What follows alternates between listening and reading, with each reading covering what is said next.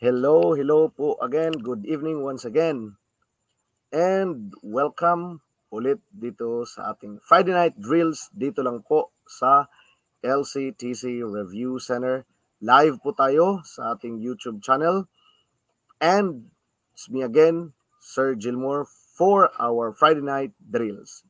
Meron po tayong panibagong matututunan sa gabing ito. Okay? So sa ating mga taga-subaybay, sana po may natutunan kayo and stay with us para sa mga panibagong drills and pag-drills natin sa mga previews na nating mga na-discuss so that the information will just become part of us. Okay. Sir, kindly upload your answer. PowerPoint. Wala pa gina-upload sir, no? Kaya dito sa... Okay, sir.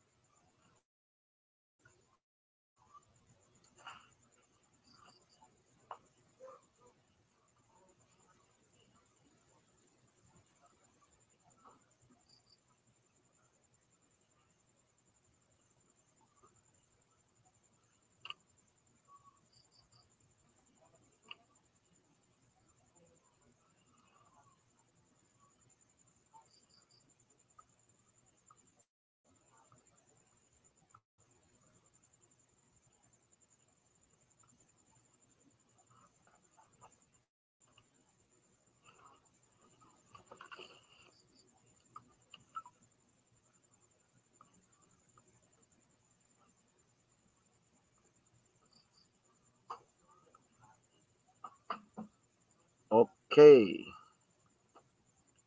Kana, sir?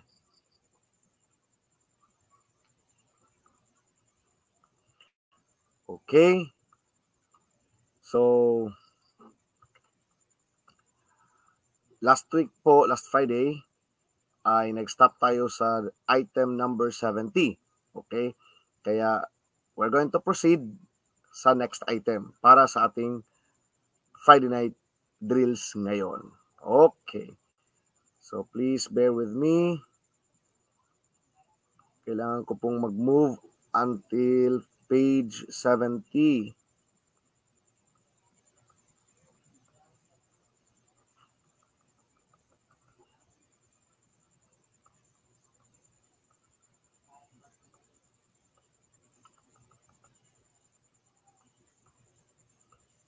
Okay po. Sandali lang. So, sa Friday evening po, magkakaroon tayo ng mga regular na drills, okay? Continuous drills natin, and we are using the general education book, no? Based po sa new curriculum, yun pong ginagamit natin. If you wanted to order po, so you can just message the LCTC page and then ask how you can order para po sa general education na reviewer, book reviewer, based sa new curriculum. Okay. Item number 70, and here we are. Okay. Let's start. Good evening po once again. And let's begin our Friday night drills. Item number 71. A Filipino migrant writer whose fiction stories reflect the Filipinos' concept of American culture. Pag sinabi po nating fiction stories na nag-reflect ang kanyang mga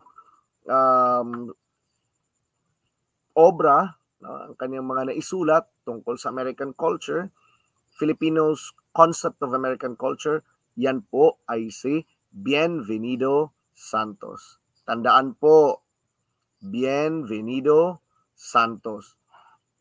Okay. Pag sinabi nating kanyang mga obra ay nagdidepict or nagpapakita ng konsepto ng mga Pilipino sa American culture, yan po ay si, tandaan, Bienvenido Santos. Okay, let's proceed. Okay, pag sinabi naman nating Filipino writer, in English, used Hispanic Filipino culture, yung Spanish Filipino culture and traditions in his fiction works. Tandaan po natin, pag American culture, Filipinos concept of American culture, Bienvenido Santos. Pag sinabi namang Hispanic Filipino culture and traditions ang ipinapakita, Nick Joaquin. Okay, tandaan po natin. Okay, tandaan po natin, yan ay si Nick Joaquin. Okay. Let's proceed. The famous Japanese poem is known as haiku. It consists of 3 lines totaling 17 syllables with nature as topic. B, 4 lines that rhyme with love as topic. Okay, item number 73. Yan po ay letter A. Letter A po. Ang haiku po ay consist of 3 lines totaling 17 syllables with nature as the topic. Tandaan po, 5-7-5. Haiku po yun. Pag sinabi naman nating 5 lines, tapos 31 syllables. 5 lines, no? Ang poem na may 5 lines, Japanese poem pa rin po. Japanese poem consisting of 5 lines with 31 syllables, tangka po. Okay? That's 5-7-5-7-7. Okay. Tandaan po natin yon. Pag sinabing haiku, 17 syllables, 5-7-5. Nature yung topic. Pag sinabing tangka, yan po ay 5 lines, 31 syllables. Okay. 5-7-5-7-7. Pag sinabi naman pong 4 lines, okay, 28 syllables, tanaga, 7-7-7-7. Okay. Very good. Sige. Let's proceed.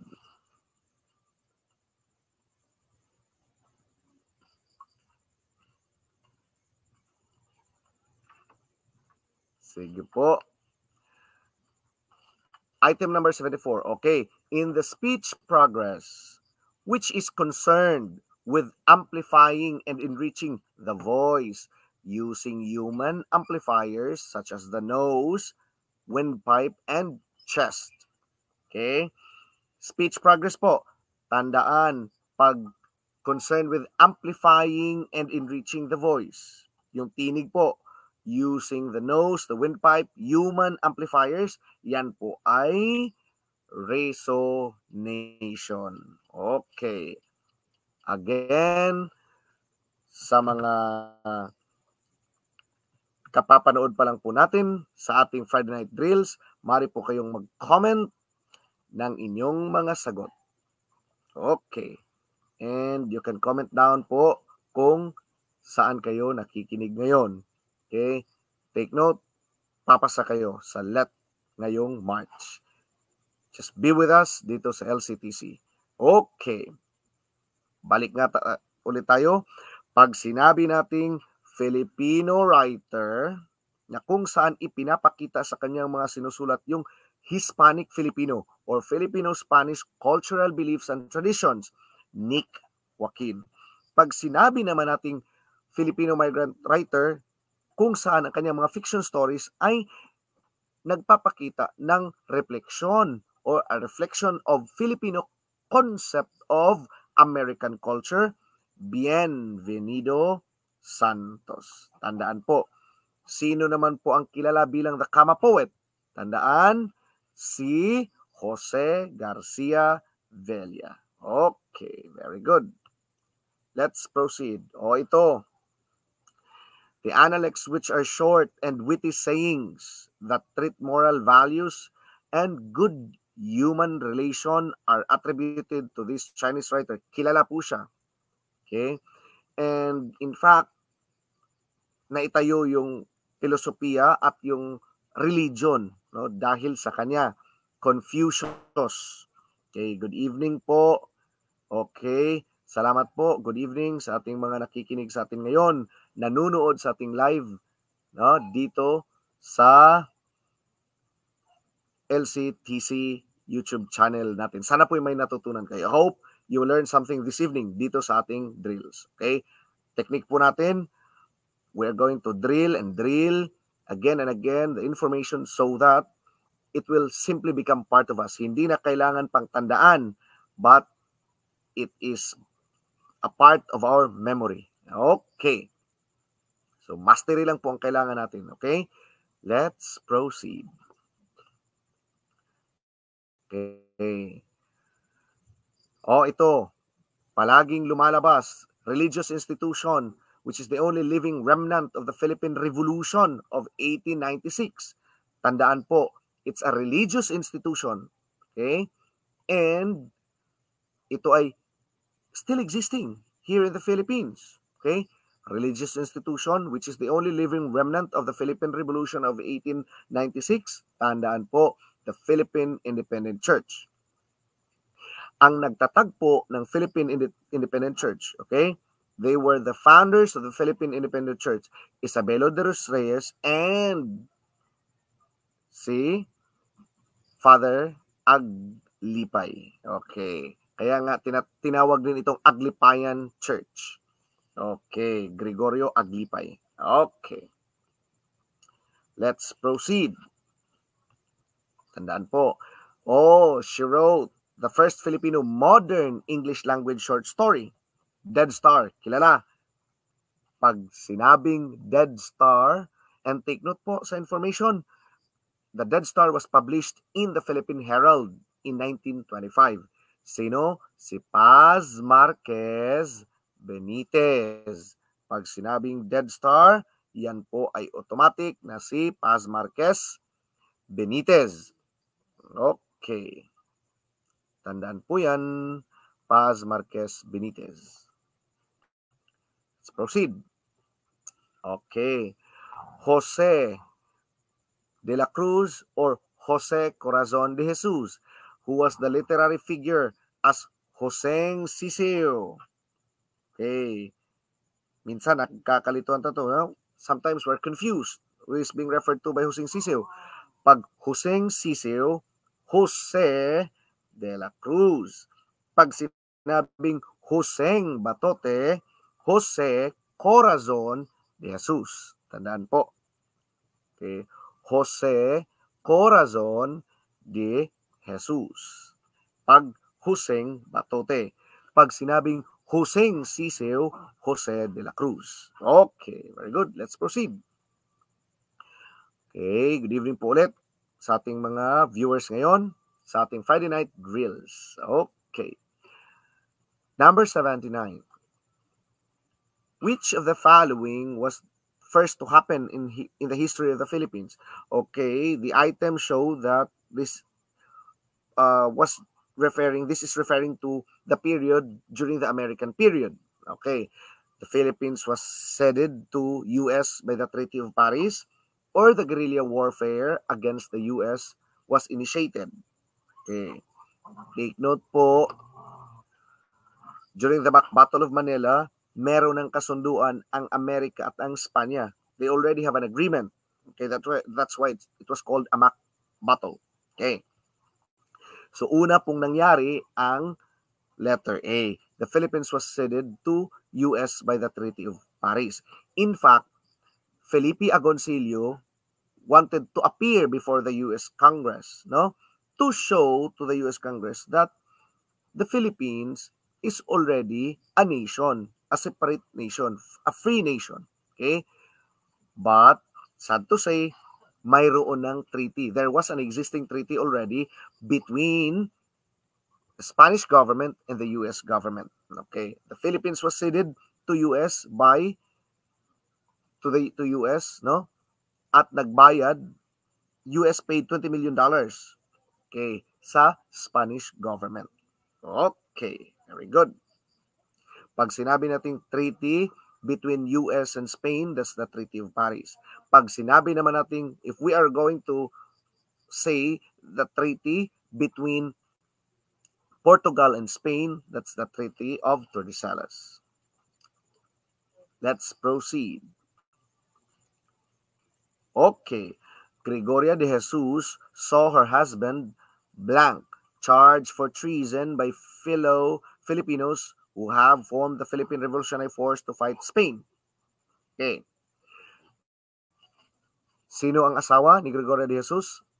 Letter A, Andres Bonifacio.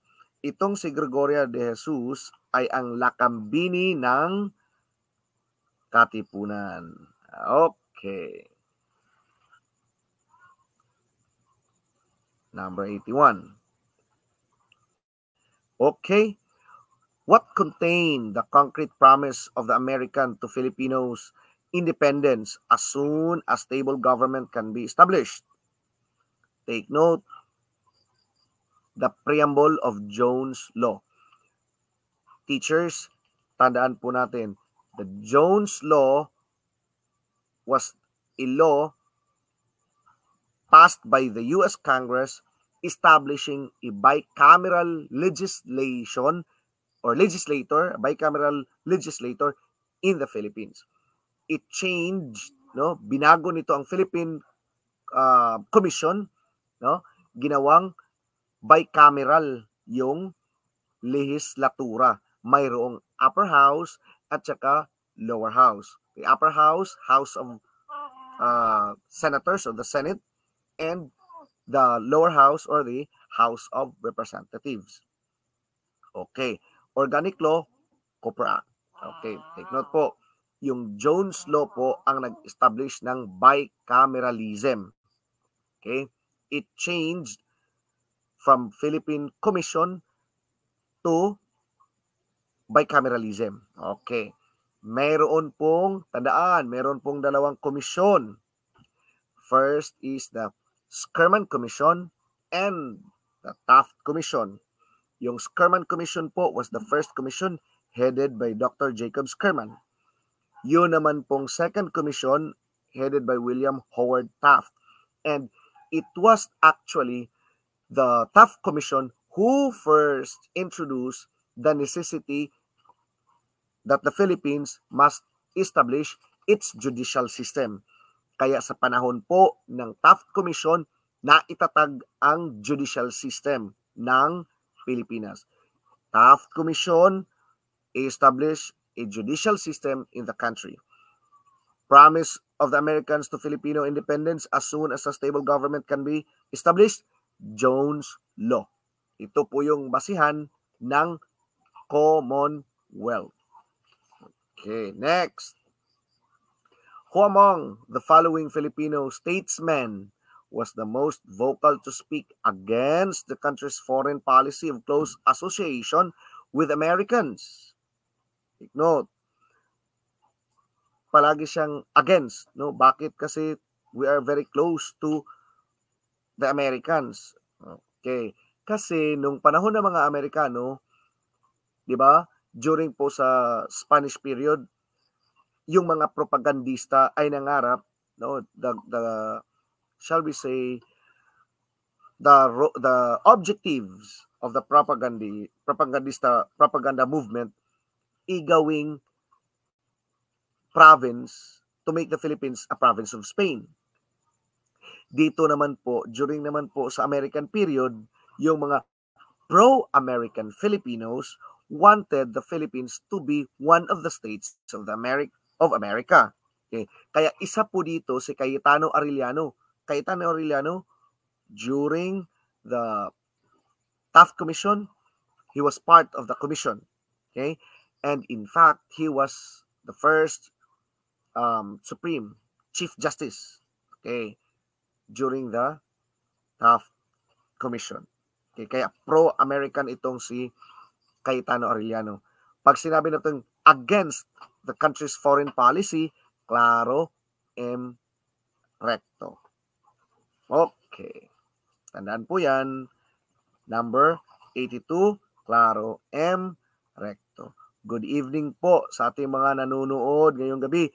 Hopefully, you will learn something this evening, and the information that you'll be able to get, hopefully, hindi na makakalimutan, and the information will come handy soon that you will be taking the LET. Okay.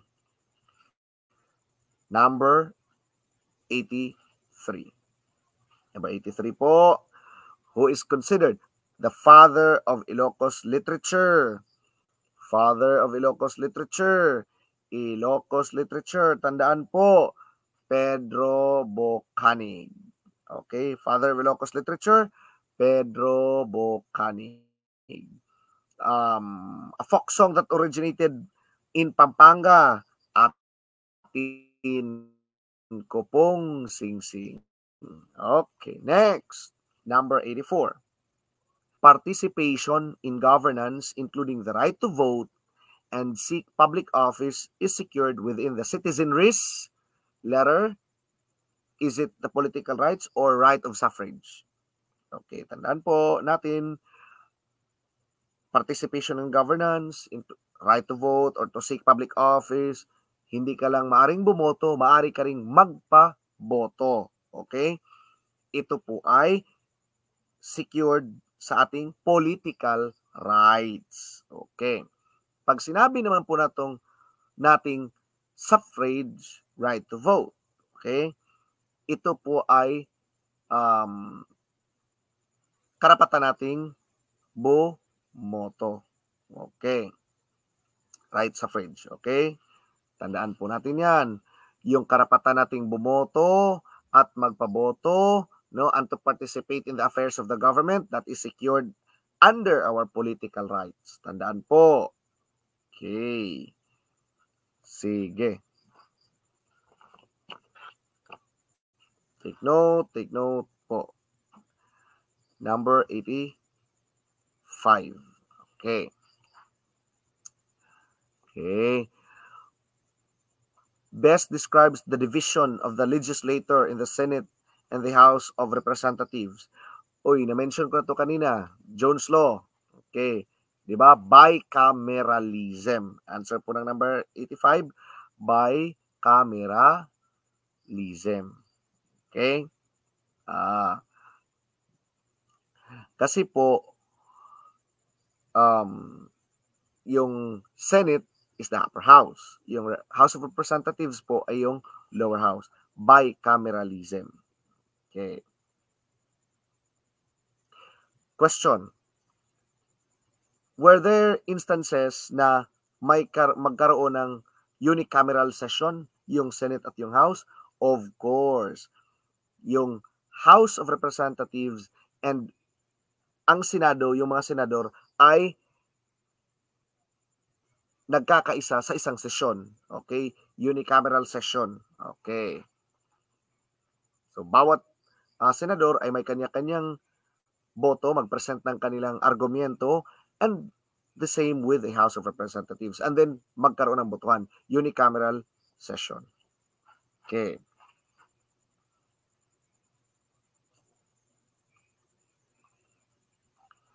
Number 86.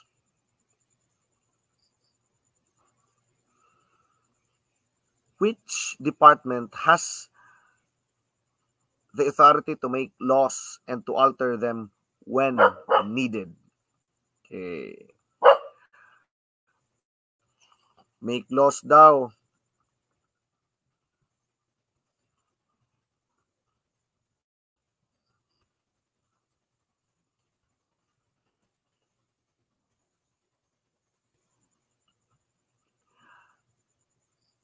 department has the authority to make laws and to alter them when needed. Take note, sino ba yung may kakayahang gumawa ng batas? Yung legislative body. Okay? Yung lower house or the House of Representatives at saka yung Senado. May House bill, ipapasa sa Senado, Senate bill, tsaka maipasa. Okay? After 30 days, magiging batas. Okay. Legislative body yan.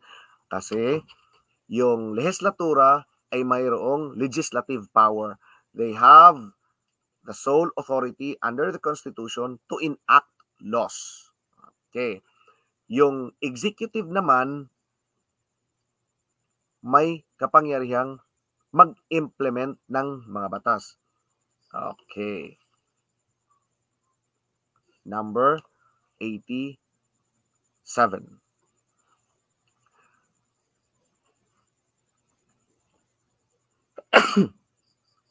Excuse po. If this principle is applied well, no branch of government will be too powerful or abusive. If this principle is applied well, number 87 po, no branch of government will be too powerful or abusive. Okay. Tandaan po, branch yung sinasabi. Okay. Hindi po individual. Okay. The answer is checks and balances. Okay. May kapangyarihan ang bawat sangay na i-check yung ginagawa ng bawat sangay. Yun po ay balanse ng kapangyarihan. Okay? The executive department, mayroon po silang kapangyarihan na i-check yung ginagawa ng legislatura.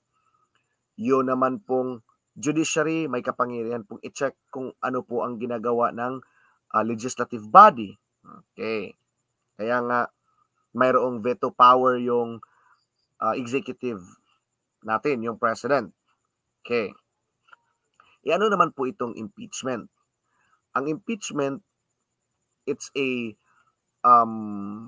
political power. Sabihin na lang natin, a political mechanism na kung saan maaring matanggal yung isang may kapangyarihan sa pwesto pag napatunayang mayroong culpable violation of the Constitution and mayroong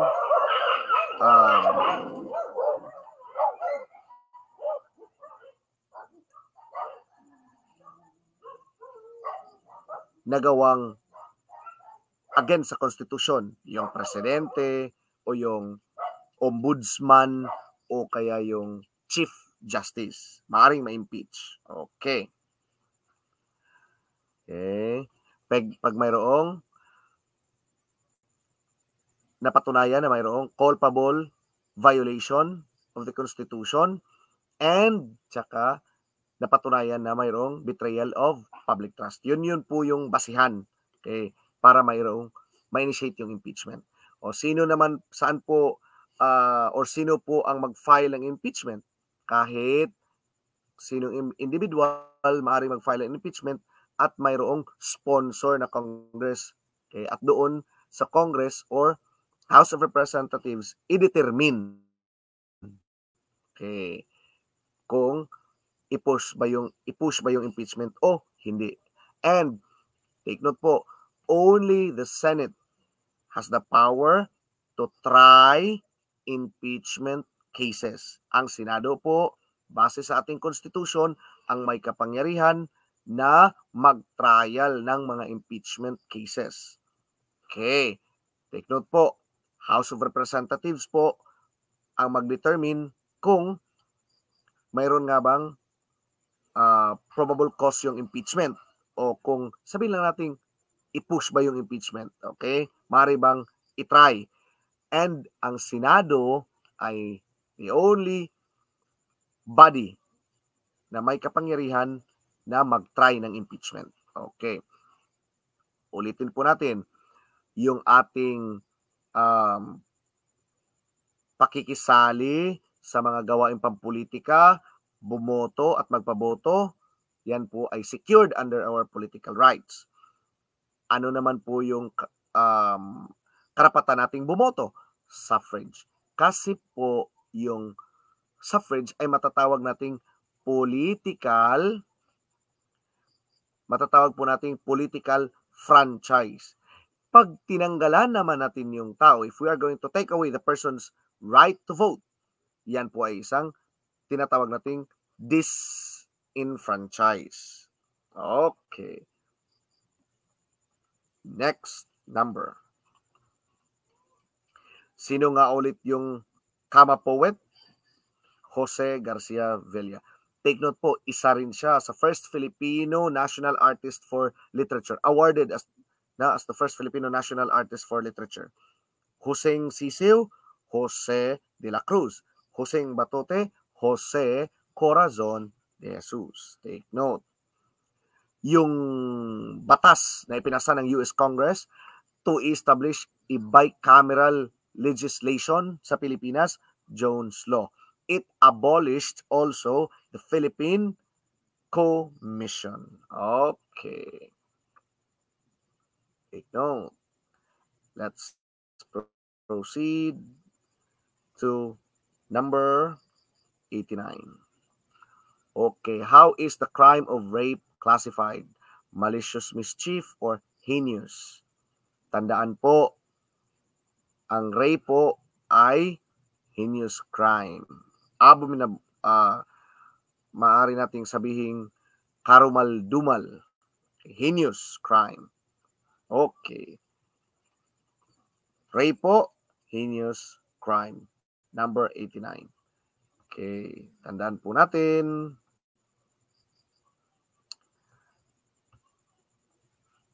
Naskipan po natin yung number 88. Okay. Which of the following is the way for the judiciary to check on the executive branch of government? Okay. 88. Ito po yung, ina-apply po dito yung principle ng checks and balances. Letter B, declaring an act of the president unconstitutional. Okay, very good. Number 89 po, heinous crime. Very good. Tama po. Salamat po sa mga nag-comment ng kanilang mga answers. So, future LPTs, your teachers, you can comment down your answers sa ating comment section. No? Thank you po for staying with us. Okay. Dito sa LCTC, sa ating Friday night drills. Okay. Hopefully, you are learning and this learning will become part of us. Next, number 90. Okay. Which among the following represents the political process involved in amending or revising the Philippine Constitution to adapt to present Philippine situation? Take note po, mayroon pong tatlong proseso, okay, or paraan, okay, process in amending or revising our Constitution. Isa na po dyan, so nasa choices po, Constitutional Convention. Okay. So, yan po ang answer, Constitutional Convention. Pag Constitutional Convention po, meron lang po tayong mga representatives to represent our constituency. Okay? Constitutional Convention. Isa pa po ay yung Constitutional Assembly or Assembly of the Constituency. And pangatlo po ay yung People's Initiative. Okay, for example po, local level, mayroong dito sa lungsod, for example, the municipal officials implemented may it be a resolution or an ordinance. Okay, maaari pong mag-initiate ng People's Initiative. Kailangan lang po ng amount, no, ng number of voters within that municipality. Okay, para ma-review yung ordinansa. Okay, ano po yung tatlo? CONCON or Constitutional Convention. Meron din po tayong CONAS or Constitutional Assembly and PI or People's Initiative. Okay, take note po. So, nasa choices, yung Constitutional Convention, yan, that's the answer. Pero pag sinabi nating mayroon lang tayong representatives to represent the constituent Constitutional Convention. Okay. Take note po, teachers.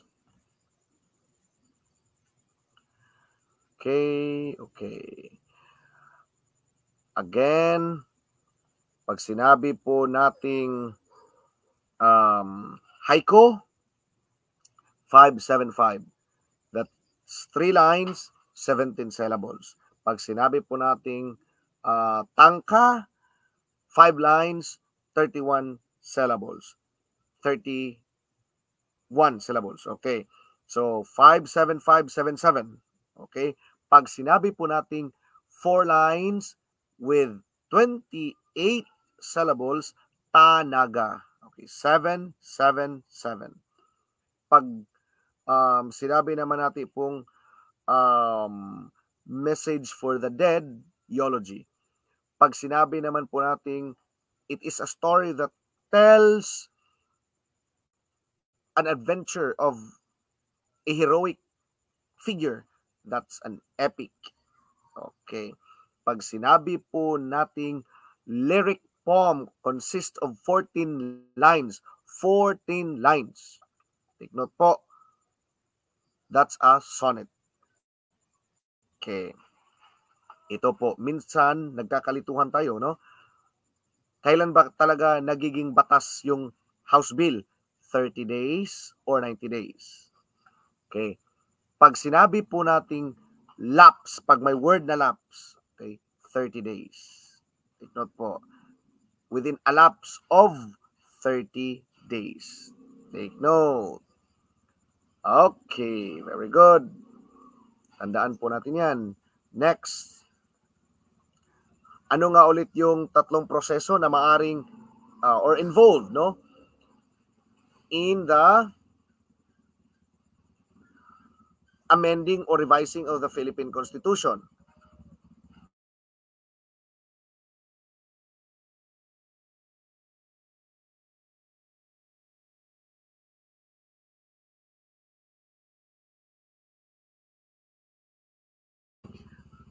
Okay, amending or revising of the Philippine Constitution. Ano nga po ulit yun?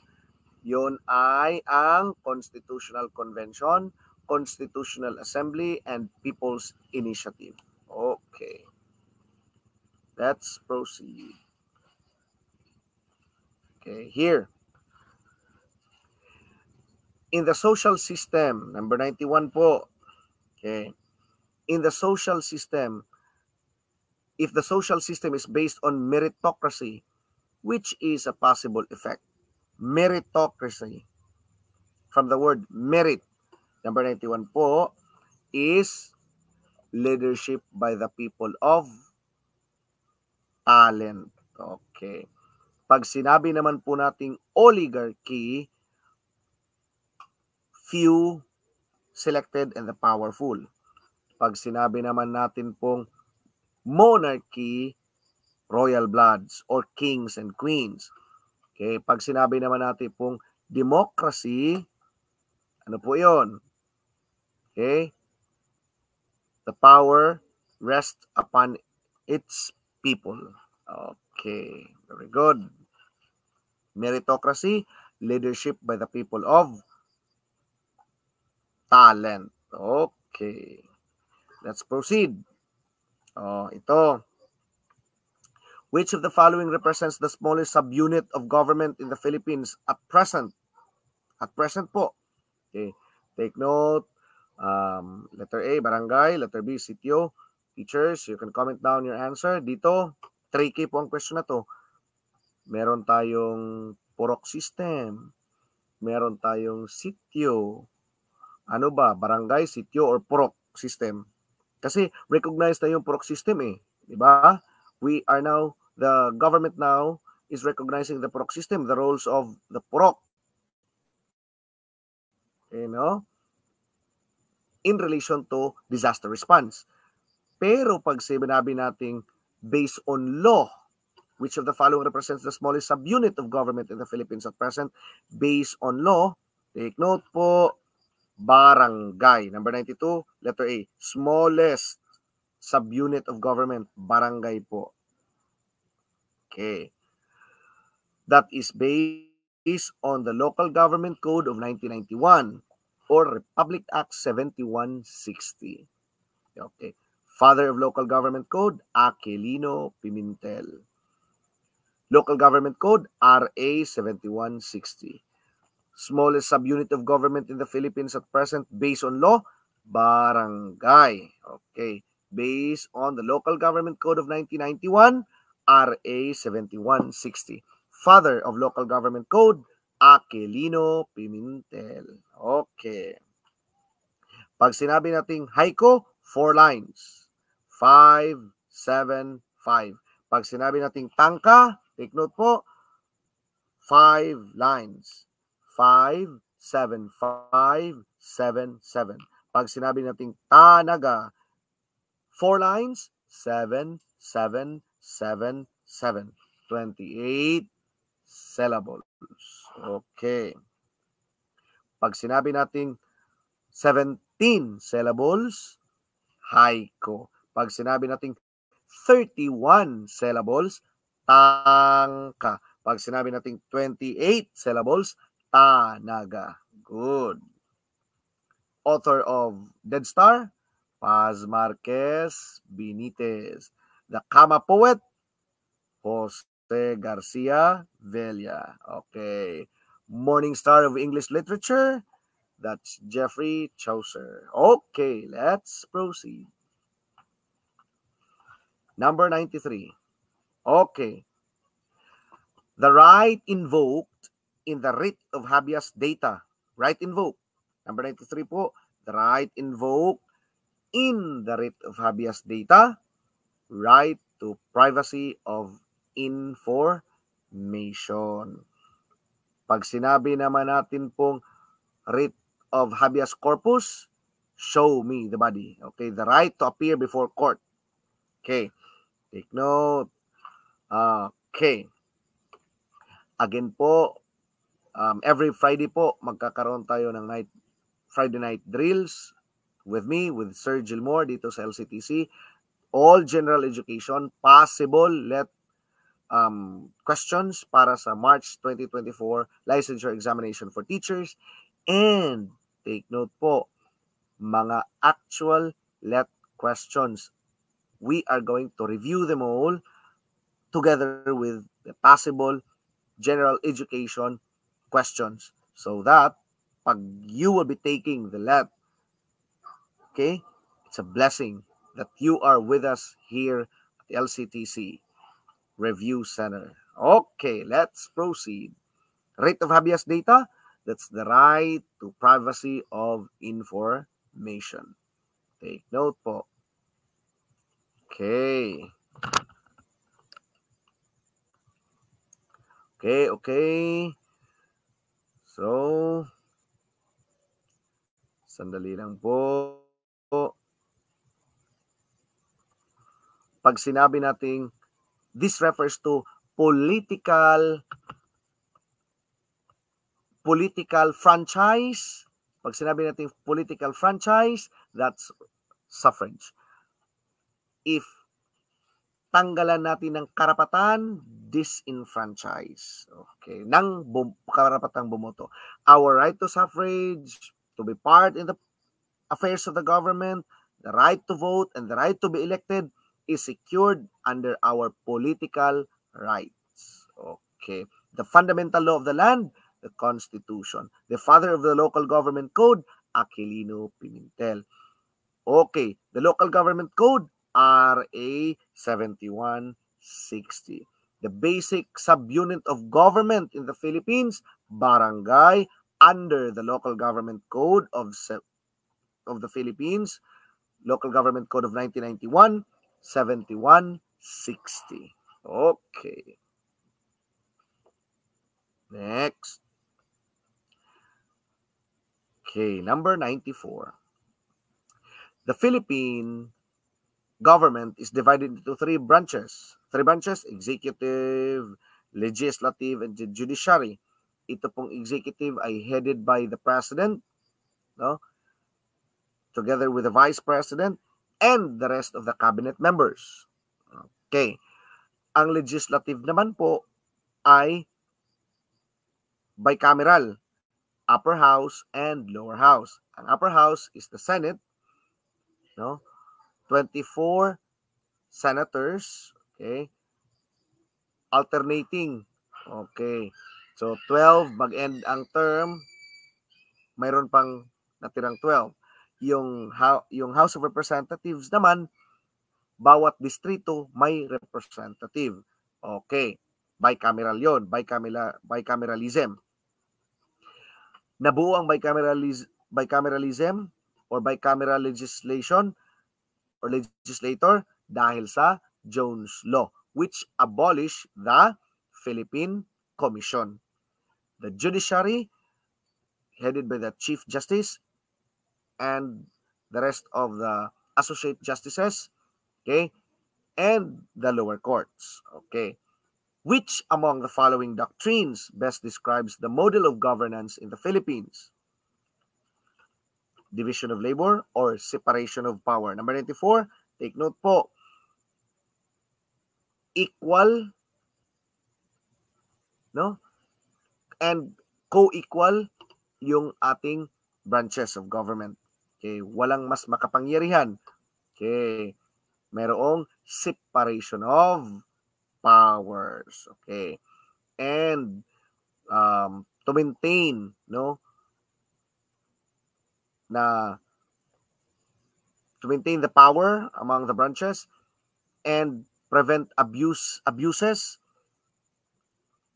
principles of checks and balances. Okay. Let's proceed. Number 95. Okay. Writ of amparo.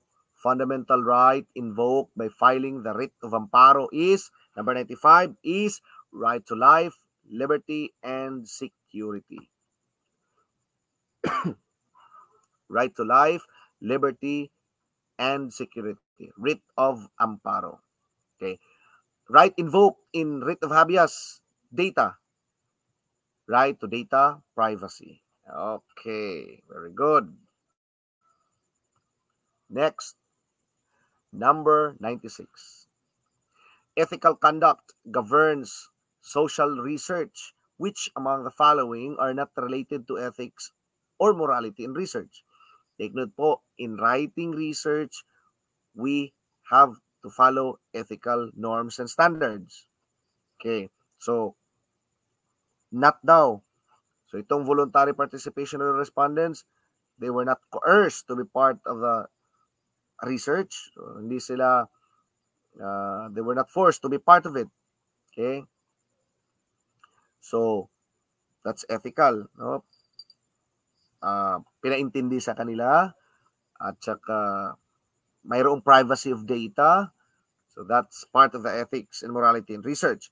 So, not part, number 96 is erroneous data. Okay, very good. Okay, 97.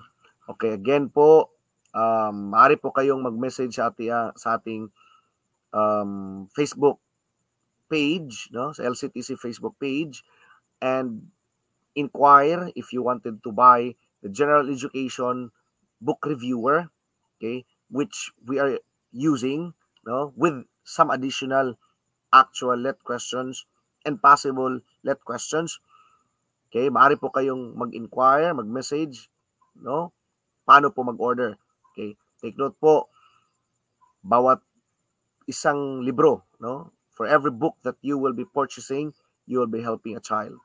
That's how LCTC pays back, no, to the community. We are helping each other. Okay, let's proceed. Number 97. Which need is highlighted by the statement, children cannot learn with empty stomach? That's, klaro na, physiological. Number 97, that's physiological. The need that is being highlighted, physiological. Okay. The physical body. Okay. Next, number 98. Idea, which idea contradicts the concept of free will? Concept of free will. Tandaan po, idea that contradicts the concept of free will, that's biological determinism. Take note po niyan. Take note po, an idea that contradicts the concept of free will, that's biological determinism. Okay. Ito, considered as a basic human need. Security. Section 2 po ng Bill of Rights of the 1987 Philippine Constitution. Ipinapakita po yung kahalagahan ng security. So it's one of the basic human need, security. Sa choices po, security yung sagot. Okay? Basic human need. Kasi ito yung mga common na choices na lumalabas sa LER. Okay? Human need is considered basic. Which human need is considered basic? Security. Okay. Take note. Let's proceed. Item number 100. Gawad Kalinga. Okay? On which Filipino trait does Gawad Kalinga build on? Gawad Kalinga. Number 100 po. Take note, bayanihan spirit. Okay. Pag mga negative naman, traits ng mga Pilipino, yung ningas kugon, manyana habit. Okay. Yun po. Next. Number 101. Okay. Refers to terms Miss Jessa, item number 100, letter A. Tama po kayo. Thank you sa iyong sagot. Yen, A, check. Okay, next item, number 101. So thank you po for staying with us. No? Talaktiyak na may matututunan kayo sa gabing ito. You will be learning for sure this evening. Okay. I believe po na there is no monopoly knowledge. Walang tao na alam na niya yung lahat ng bagay. No? Each of us can impart something. Okay. Especially po na dito sa LCTC, we're using a reviewer based on the new curriculum. And plus points po, yung mga actual let questions that for sure na, shall I say, 90%. Okay. It will be part again of the let questions. So, it's a blessing that you are here with us tonight sa ating Friday night drills. Okay. Item number 101. Which term refers to duties payable on goods, whether imported or exported? Okay.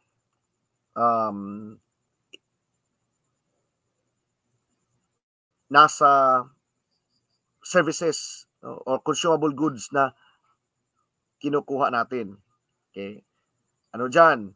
Subsidiary or tariff. Number 101 is tariff. Okay. Duties payable on goods, whether imported or exported, that's tariff. Yan po. Okay. Sum of money collected for our use of road, bridge, and highway. Kinakailangan natin ng bayad ng toll fee. Okay. Dadaan tayo. Magbabayad tayo ng toll fee. Road, bridge, and highway, toll.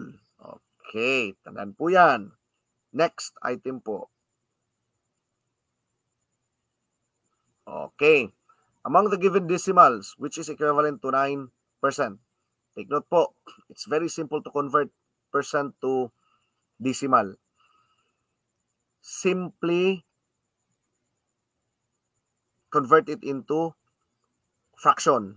Okay? 9/100. Okay. or 2 decimal places. Okay. So, ang answer po dito ay letter A, number 103. Say, for example, 15% o 2 decimal places, it is 0.15 or 15 hundredths. Okay. Kasi 100% yung basihan natin. Itong 9%, sasabihin natin in decimal, 9 hundredths. Okay. Okay. Kaya, 2 decimal places. Okay. Next. 100. Tandaan po, okay? It's very simple. Change decimal to, percent to decimal, 2 decimal places lang. Or, change it into fraction. Given percent over 100. Okay, take note po. To make it simple, 2 decimal places. Okay.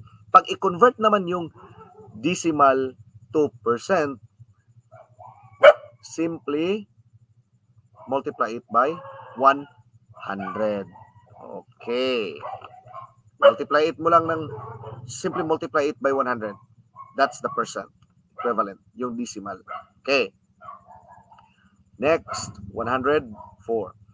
What percent of 75? What percent of 75 is 15? Take note po, kung nanood kayo ng mga nakaraang videos natin sa ating Friday Night Drills, ipinakita natin yung the paborito or the magic triangle. Okay. Yung percentage equals base times the rate. Lagyan lang natin ng T. Paborito. Okay.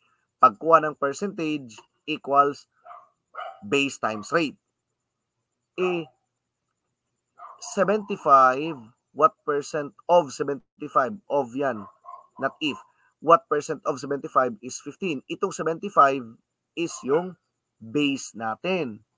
And yung percent natin is 15. We are actually looking for the rate. Rate po yung may percent sign. Okay? So, paano ba gawin? Pag hinahanap yung rate, si percent 15, i-divide lang sa base. Take note, P divided by base. And kapag rate decimal, yung sagot, times 100. Kasi we need to convert it into percent. Okay? Into percentage. Okay? Kaya 20%. Kasi 15 yung percent. P natin. We need to divide it by the B or the base, which is 75. That's 0.2 or 2 tenths times 100. Pag hinahanap yung rate, times lang natin ng 100, 20%. Simple as that, teachers. Okay. Minsan yung basic math is, we tend to forget, no? Yung mga pinaka-basic na math, nakakalimutan natin. Okay. Here. Okay, ito, probability.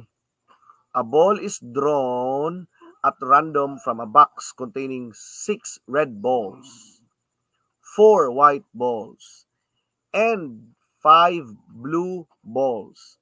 Find the probability that it is blue if you are going to randomly pick a ball.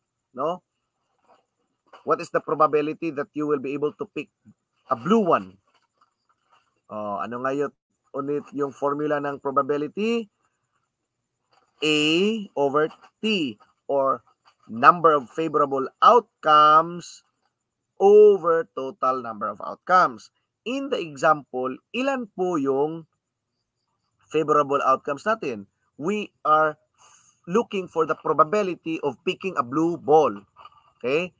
Again, we are looking for the probability of picking a blue ball.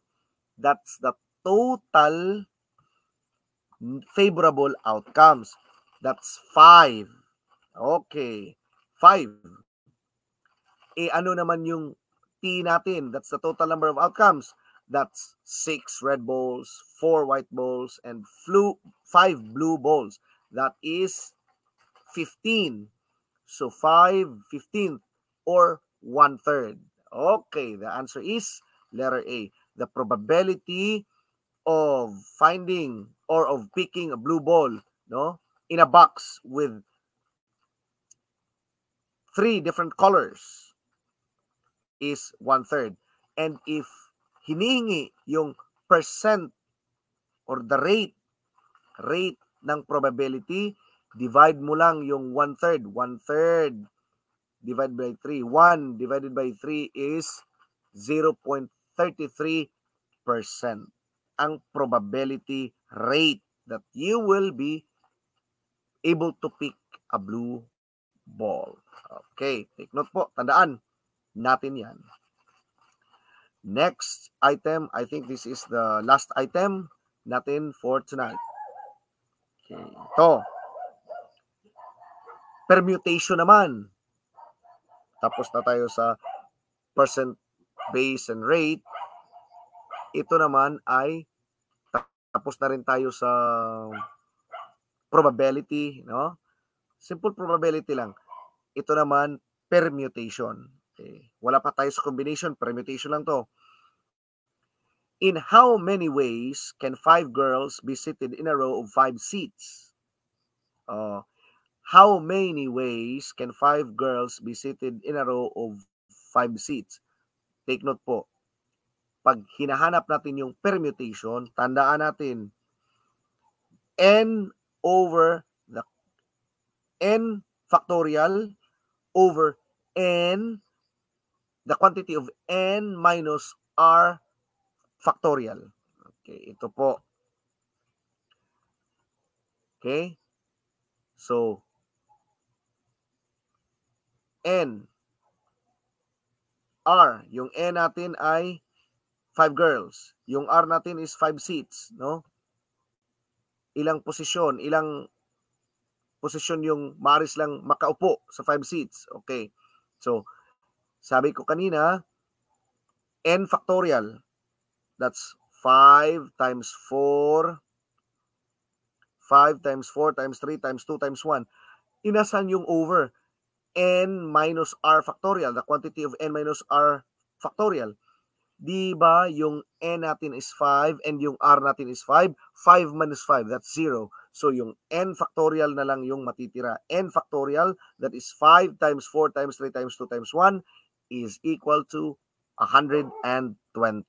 Okay. So the answer is letter A. There will be 120 ways that the 5 girls can be seated in a row of 5 seats. Take note. Okay, very good. Okay, marami pong nakasagot ng tama. Okay? So, tandaan lang po natin yung formula sa paghahanap ng percentage. That's P, paborito. P equals base times rate. Okay. Pag